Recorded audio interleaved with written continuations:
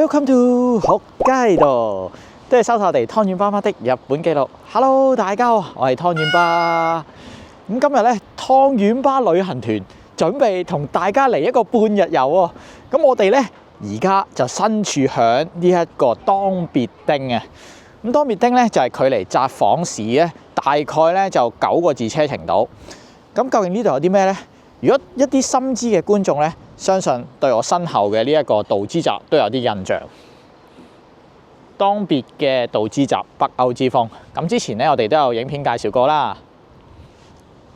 咁今日咧我哋就喺呢一度作為起點，首先咧就要去同大家摘生果先。而家湯圓爸你見到我咁嘅衣着咧，都知道而家應該係冬天嚟嘅。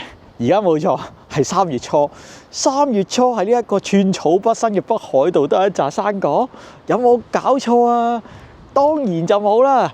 咁究竟有啲咩生果可以摘呢？喺呢一個時間，咁而家咧就等湯圓爸即刻同大家去睇下先。記得訂閱我哋湯圓爸媽的日本記錄啊！撳埋欄鐘仔就萬無一失啦。仲要記得 follow 埋我哋 Instagram 同埋 Facebook 喎。會有好多日常同埋另類資訊擺上面㗎。由湯圓爸媽主理嘅 Go to 學街道 Travel 正式上線啦！如果嚟到北海道旅遊有需要機場接送、包車或者訂製行程計劃等等嘅話呢，就可以上返我哋嘅網站 www.學街道 .com.hk 瀏覽詳情啦。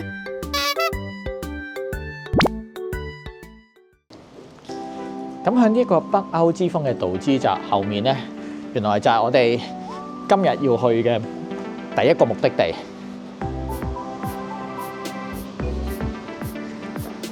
大家見唔見到後面嗰幾間屋仔呢？咁其實咧呢幾間屋仔呢，就係溫室嚟嘅，就可以摘呢一個士多啤梨啊。咁究竟呢一度嘅士多啤梨好唔好食，而又有啲咩品種可以俾大家揀呢？而家就即刻入去睇下先。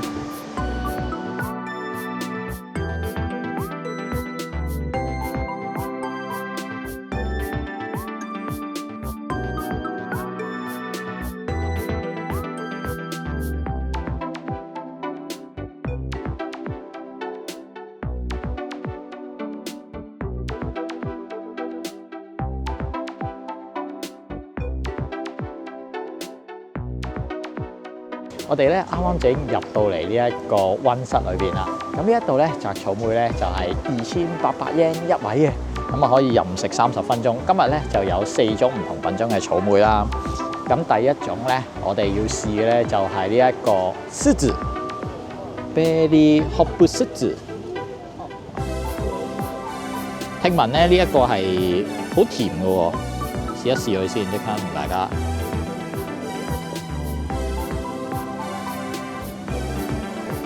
溫室培植啦，咁應該咧就比較少有蟲啊咁樣。咁我洗都唔洗啦，直接就放入口，即刻同大家試試佢先。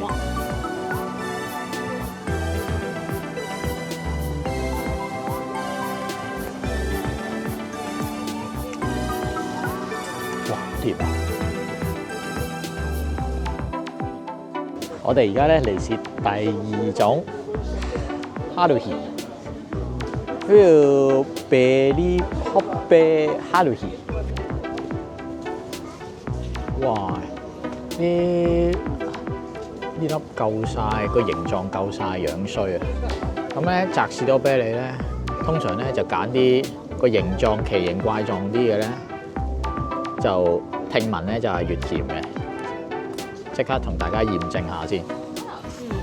咁呢一個哈魯奇佢嘅特點咧，就係話佢個甜味同埋酸味咧都係好 balance 嘅，好可以攞平均。咁比頭先我哋第一隻試嗰個獅子咧，就會酸味重少少。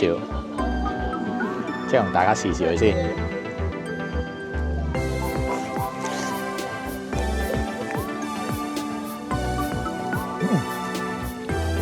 哇！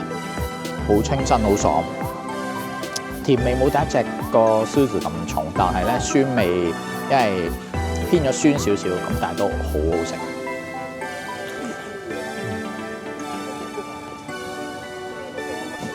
第三種咧就係貝尼殼餅。呢一個貝尼殼餅咧，聽聞咧都係好平均嘅，佢嘅甜度同埋酸度。咁加埋咧就係佢個香味都係非常之濃厚。咁啊，即刻同大家揾粒靚嘅試一試佢先。好，即刻同大家試一試呢個貝尼殼餅先。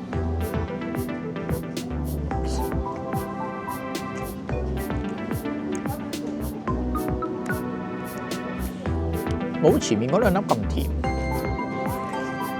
不過有好特別嘅香味，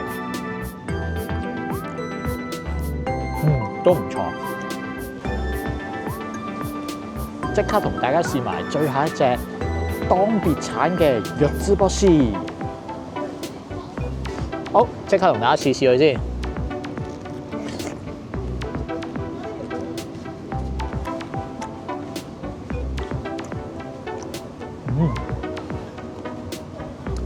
酸甜味個 balance 好好啊，咁同埋咧佢好香啊！呢一隻個香味好特別啊！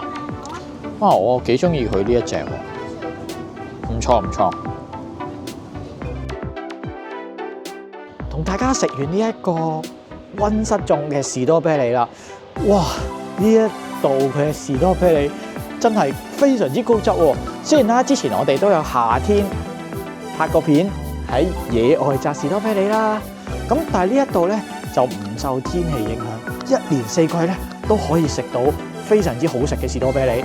咁而湯圓媽咧，佢自己咧就最中意第三種嘅貝尼殼餅。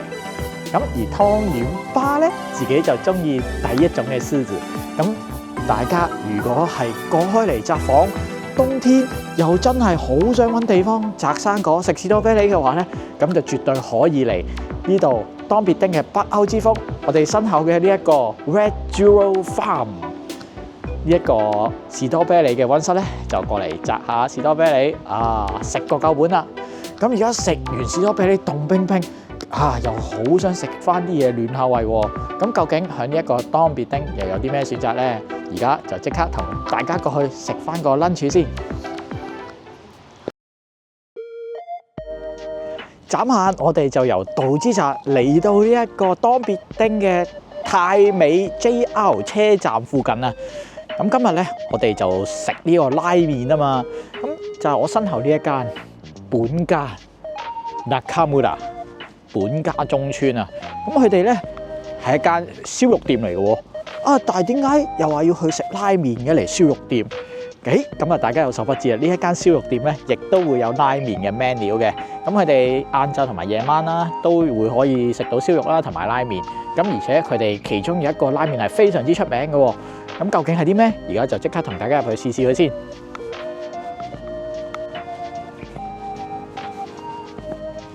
呢一間鋪頭咧，雖然咧本身係食燒肉嘅，咁但係咧佢哋亦都有提供拉麵喎，而且佢哋呢度啲拉麵都係非常之出名嘅。特別係咧，佢哋有一個數量限定嘅牛尾湯拉麵啊！哇，個個人嚟到咧都一定係點佢嘅。咁今日咧就等湯圓爸試一試呢一個牛尾湯拉麵先。哇，嚟咗啦！好大個碗啊！哇，真係份量十足喎！啊，即刻睇下先，佢個湯。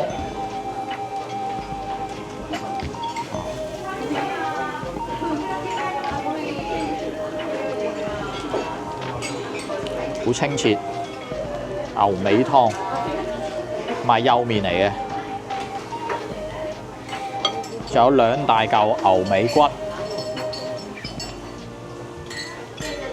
咁咧，佢有個醬油咧，就可以俾你咧點啲黐住牛尾骨嘅肉咧嚟食嘅。哦，即刻同大家試試佢先。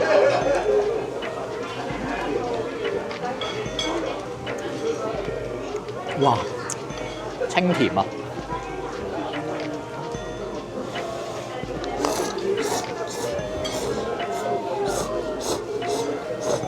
哇，好味！終於明白咧，啲人點解特登要揸車過嚟，就係為咗食呢一碗拉麵。正。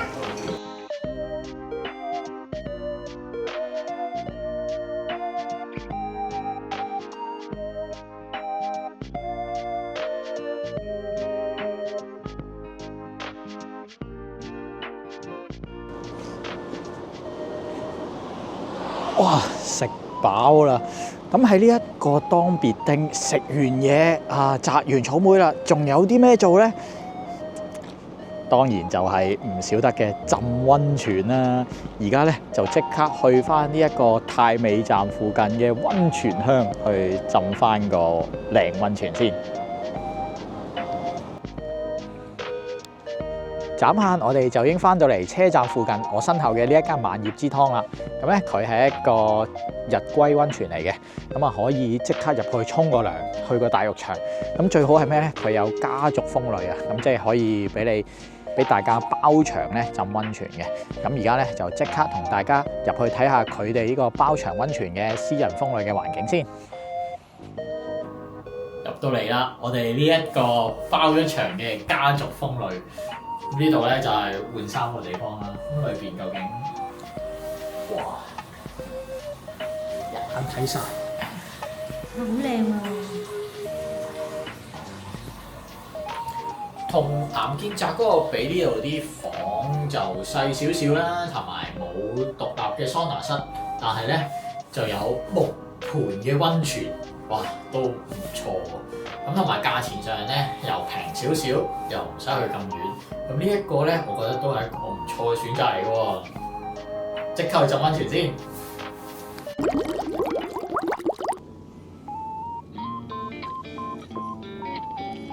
哇！浸完個溫泉，整翻個波子汽水真係正啊！咁同埋個波子汽水勁 classic 咯，好有呢個70-80年代嘅感覺。係。咁我哋講翻個溫泉先啦。咁其實呢個溫泉咧都非常之唔錯嘅，浸完咧有一種非常之水潤嘅感覺，滑捋捋嚟㗎湯圓巴嘅皮膚。咁我覺得咧呢一個響太美嘅萬葉之湯咧，其實係一個非常之好嘅選擇嚟嘅。咁同埋咧，佢哋咧除咗日歸之外咧，仲可以喺度住一晚。咁如果大家話真係揸開車過嚟，可能係自駕遊嘅話，又唔想住喺札幌市中心啊，或者係札幌市嘅酒店呼曬太貴嘅話，亦都可以考慮下呢個喺札幌隔離嘅當別丁。咁佢哋亦都有得可以喺度住宿，咁之後浸溫泉嘅，咁都非常之正啊！咁除咗我哋今日介紹過嘅道之澤，咁同埋澤士多啤梨啦，食咗拉麵啦，同埋浸溫泉之外咧，其實喺呢個當別丁嘅太美站附近咧，搭翻一個車站就可以去到 Royce 嘅 Chocolate Time。咁我哋之前亦都有篇介紹過啦。咁如果完咗呢一個半日遊之後，或者係喺呢個半日遊之前大家係想喺呢度附近揾觀光嘅地方嘅話，咁呢一個 Royce Chocolate Time 咧，絕對都係一個非常之唔錯嘅選擇嚟嘅。仲有我哋呢個 Go to Hokkaido Travel 正式上線啦！如果大家嚟到北海道旅遊嗰陣時，有需要喺新千歲機場揾接送，或者訂製任何北海道嘅包車行程、一日遊行程、半日遊行程，或者任何嘅點對點接送嘅話，都非常之歡迎上翻我哋嘅網站 www.hokkaido.com.hk 瀏覽詳情同埋聯絡翻我哋啊！咁今集嘅介紹就到此為止啦。如果大家中意我哋呢條片嘅，希望大家俾個 like 支持下我哋啊！如果對我哋影片或者頻道有任何嘅意見，或者有想我哋介紹嘅地方嘅話，都非常之歡迎大家留言俾我哋㗎。如果想睇更加多北海道同埋日本其他地區嘅旅遊資訊，咁就唔好唔記得訂翻我哋湯圓爸媽的日本記錄啦。Thank you，多謝大家，下集再見，拜拜。